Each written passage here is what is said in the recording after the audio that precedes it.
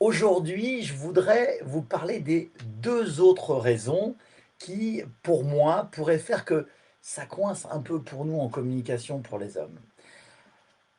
On va commencer par la deuxième raison et qui est pour moi pas la moindre. La deuxième raison, ça vient de notre héritage statutaire.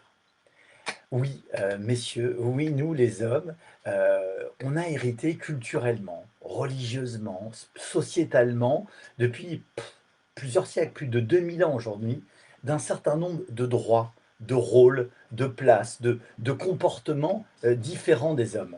Et différents des femmes, pardon, pas différents des hommes.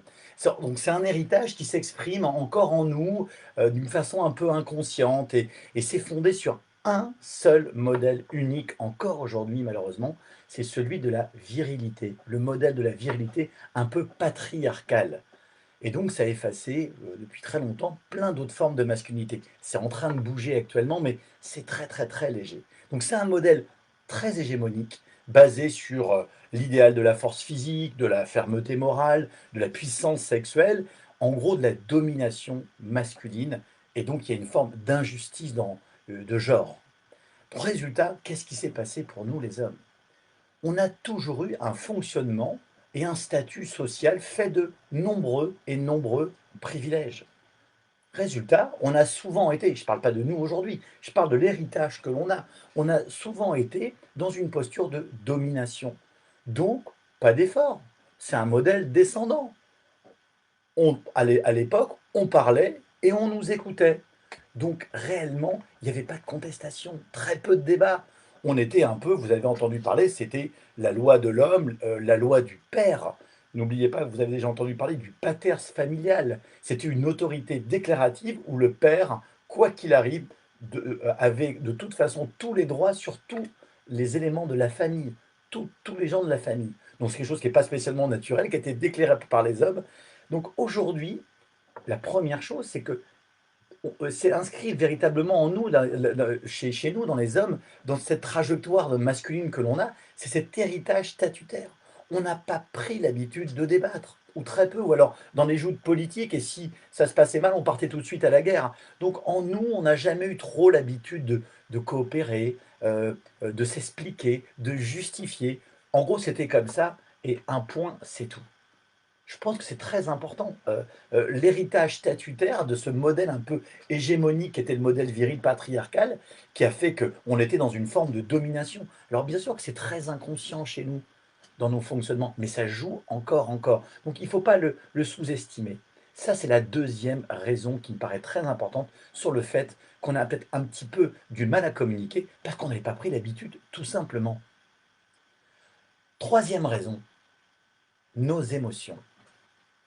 Ce fameux modèle viril, patriarcal dont on hérite depuis 2000 ans, il a été bien sûr jalonné d'énormément d'attentes sociales hyper fortes pour nous les hommes.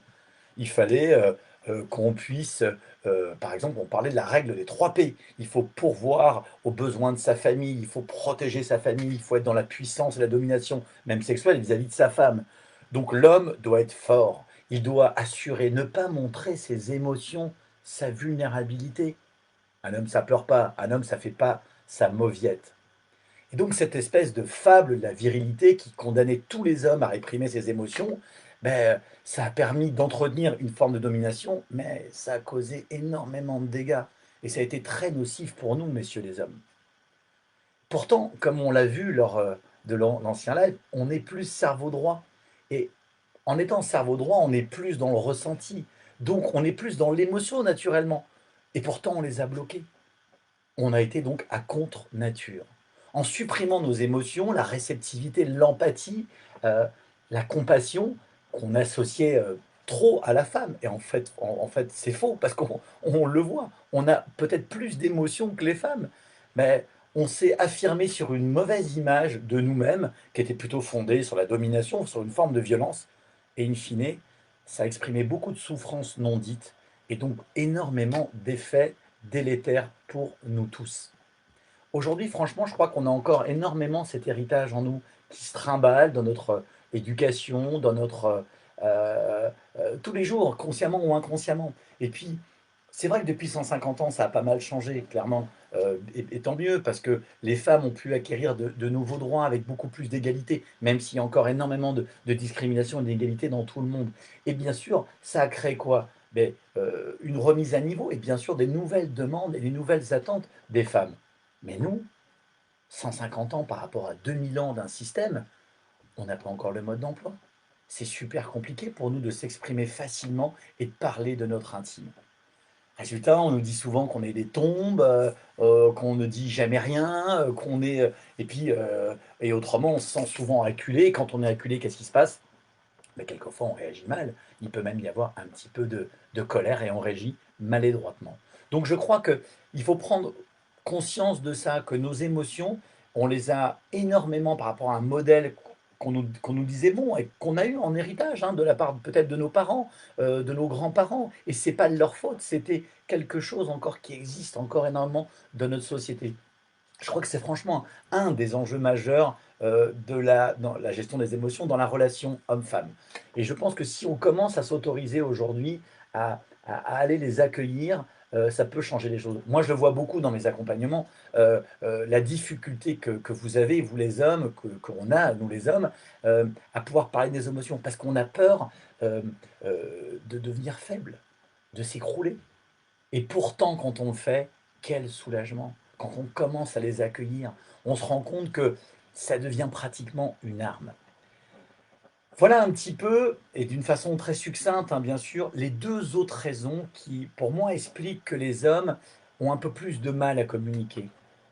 Un héritage statutaire fort, donc une communication très descendante et hyper pauvre pour nous, donc très peu l'habitude de parler. Et deuxièmement, le fait de réprimer nos émotions pour maintenir l'illusion du mode viril, mais ça a eu un contre-emploi chez nous et ça génère, je pense, beaucoup de blocages, beaucoup de souffrances et beaucoup de difficultés d'expression.